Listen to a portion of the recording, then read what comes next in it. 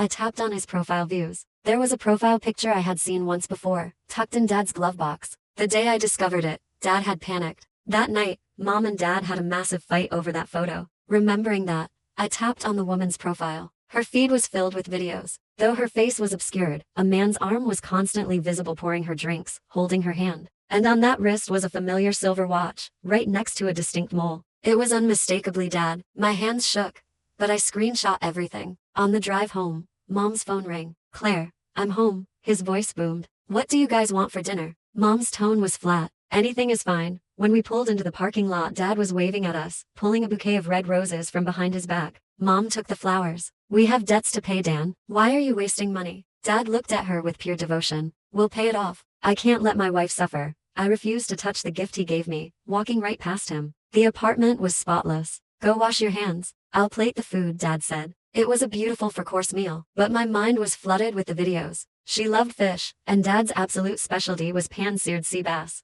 Now I knew exactly who he had perfected that recipe for. A wave of hot anger rushed through me. In a single motion, I swept my arm across the table, sending the plates clattering to the floor. Both of them froze. Instead of yelling, they immediately rushed forward, terrified I had been hurt. Dad dragged me to the sink, running cold tap water over my hands. He looked so genuinely concerned. And yet, this was the man who would ruin our lives. I yanked my hands away, ran to my room, and slammed the door. Mom followed me inside. "Sadie, sweetheart, what is going on? Talk to me." Through the door, I heard Dad go downstairs to take out the trash. The moment he was gone, I grabbed Mom's arm. "Dad is lying to us," I cried. "He doesn't have any debts, he has another family." I heard a woman's voice on his phone. "And I took screenshots on your phone. Mom, please, don't let him fool you anymore." Mom didn't move. She just sat on the edge of my bed, gently wiping the water from my hands. "Mom, don't you believe me?" I begged, tears streaming down my face. Mom let out a long, quiet sigh, stroking my hair. "Sadie, I know